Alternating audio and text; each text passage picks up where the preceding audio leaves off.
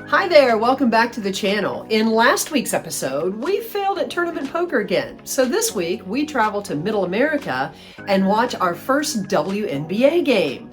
And since this is a poker vlog, we also find our way to the Horseshoe Casino and play in a 1-3 cash game. We'll watch as Caitlin takes a blatant hit from a sky bully.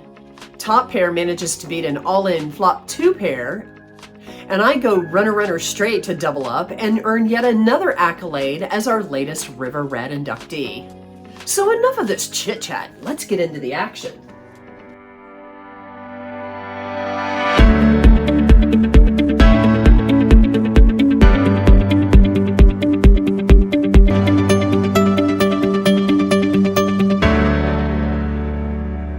We've traveled almost 5.5 hours to get to see our very first WNBA game. The fever. It's high with the #1 rookie starter this year, Caitlin Clark. Now, I'm from Pittsburgh and we know football, hockey, and sometimes baseball, so this basketball phenom, it's something new we're trying out, and I gotta tell you, these women did not disappoint. The entire game was action-packed and had a whole lot of fun. But wait a minute, this is a poker vlog. We'll get back to that basketball stuff after a few hand breakdowns. So after the game, and no spoiler alerts here, we make our way over to the Horseshoe Casino and find the poker room. Now there's a bit of a waiting list, but once the PLO table gets seated, I get called and head on over to table 6, seat number 2. A few hands are dealt as I hop into the game and I look down at Ace-Queen offsuit on the button. The under-the-gun player announces a yo bet as he tosses out 11, and folds go around, gets back to me, and I kind of think I might have played a little too quickly here, because without hesitation I toss in the call, as does the big blind, small blind folded. Now the reason I say I might have made a mistake here is I've got position. I'm on the button. I honestly should be 3-betting here, but since I don't have any history with these fellas, I think my call was okay. So let me know what you think down in the comments, because we're always learning together here, right? Thanks.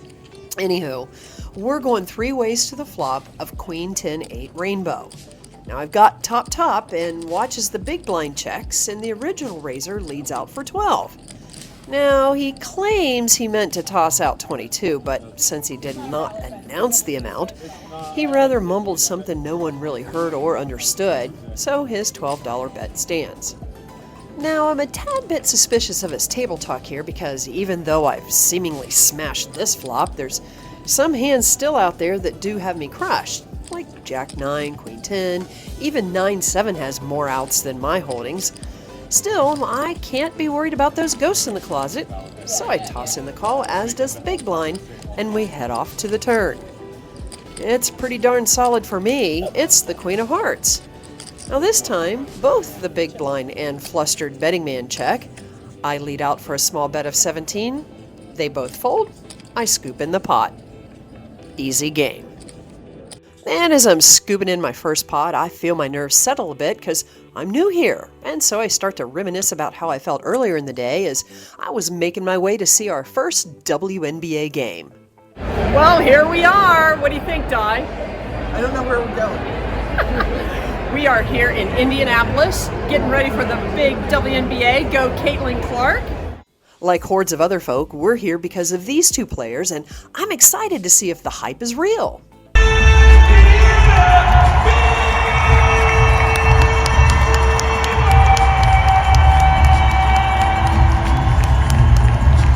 And after the opening ceremonies, we finally get to tip-off, and it looks like this is going to be an action-packed game. These two teams are about to make this the most watched game in WNBA history. Now the game was spicy from the start, and it didn't take Caitlin long to have her presence known on the court. The Sky may have drawn first blood, but it would be the Fever to show him how it's done. Take a look at this play. Looks like Caitlin Clark never traded in her Hawkeyes jersey for this red Fever shirt as she launches this half-court pass on target, and Wallace, number 3, is fouled on the play. Then Clark waltzes down the court, uses this pick and roll to hit her second 3-pointer of the game. And by the end of the first, Caitlin is showing us all why she's bringing the Fever to elevated heights in the WNBA.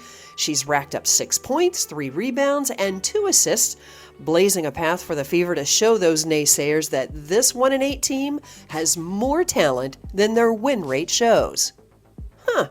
That's how I've been feeling about my poker tournament plays lately.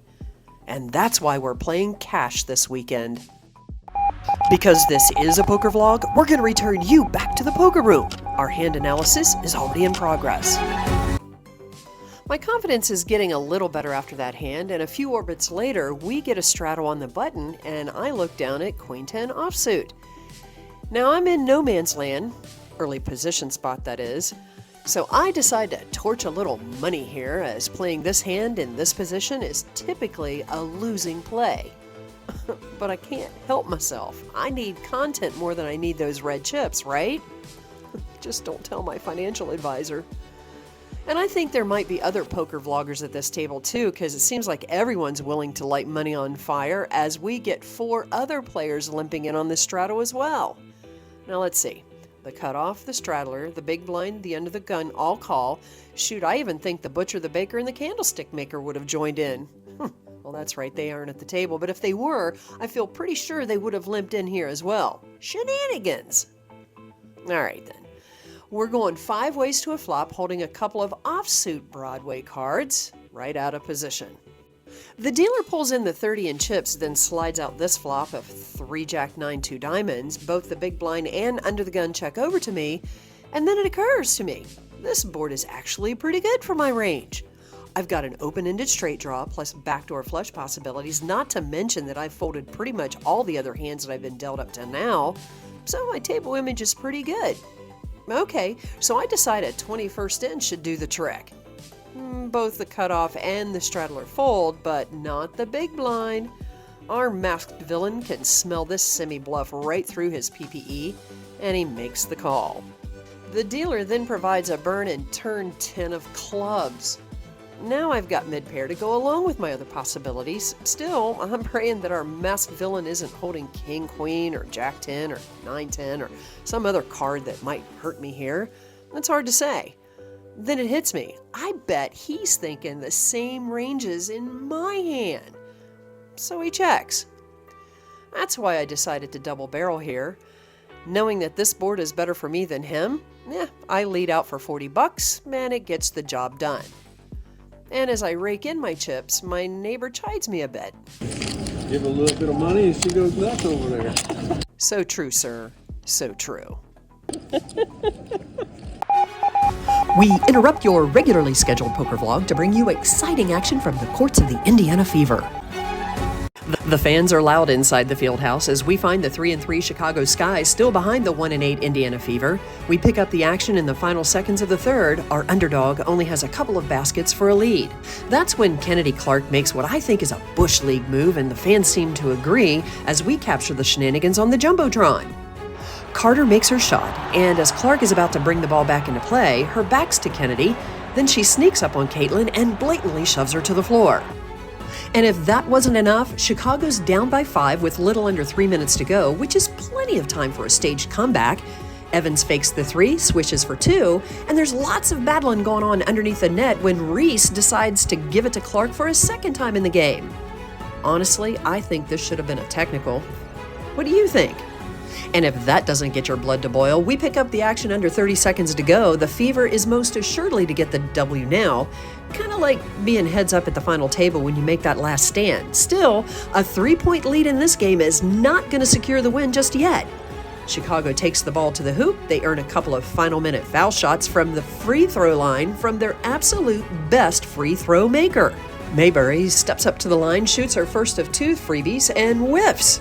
Indy's still up by 2 as Evans is in the background yelling for fans to bring Mayberry some love on her second attempt.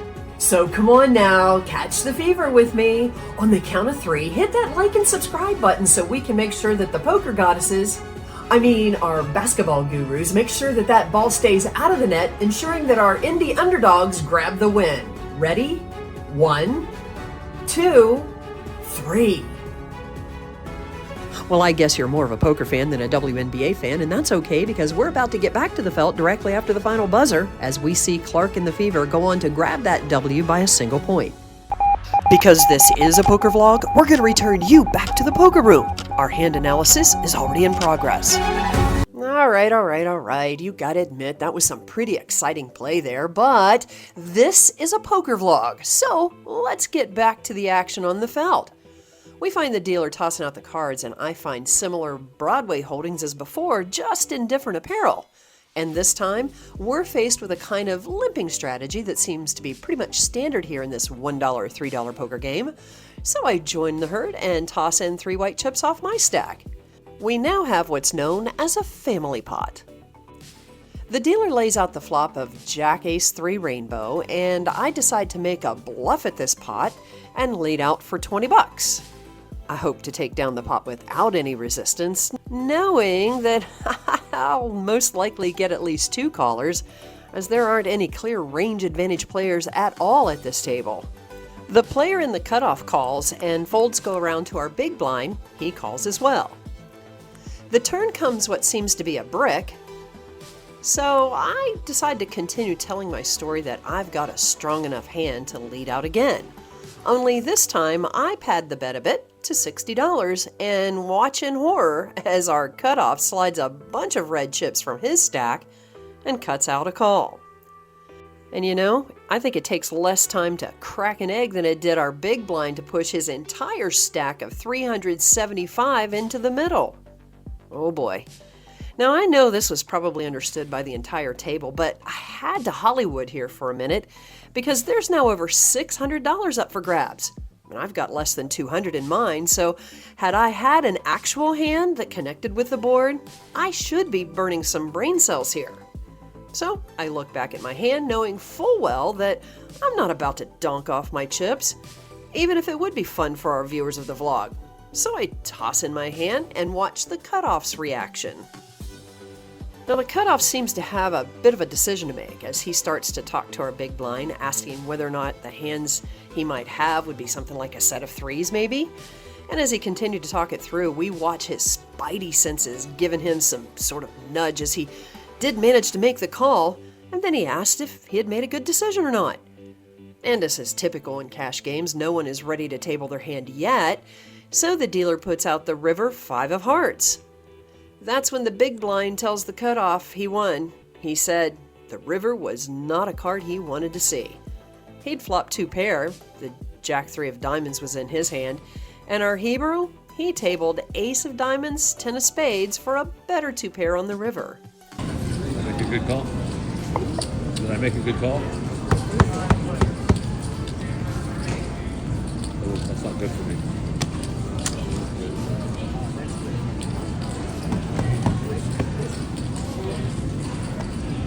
Two pair.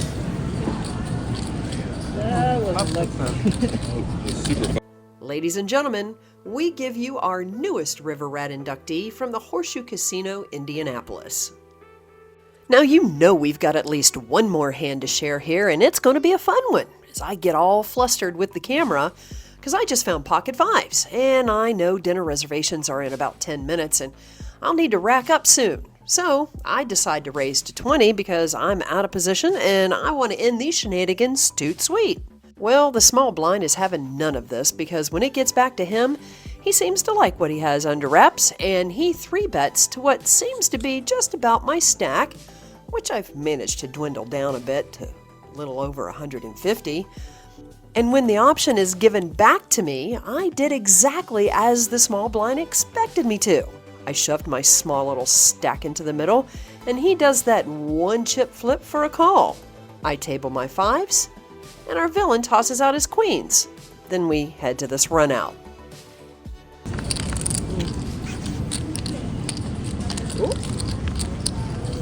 Ooh, 6. Yay! That's what I did. Wow. Nice. You can't get it if you don't call it. That's right, Pumpkin. Who's your river rat now? That'll do it for this week's episode, and I hope you enjoyed both games as much as we did. And coming up next week, we're headed out to the Black Hills of South Dakota to see one of our country's most beloved national parks. We hope to find some gold in them thar hills, or maybe just a game in Deadwood. We'll see. So come on back and see us next Wednesday, 9 a.m. Eastern, 8 a.m. Central, and since you've made it this far, please give us a like and subscribe to our channel. It lets us know you want even more poker shenanigans.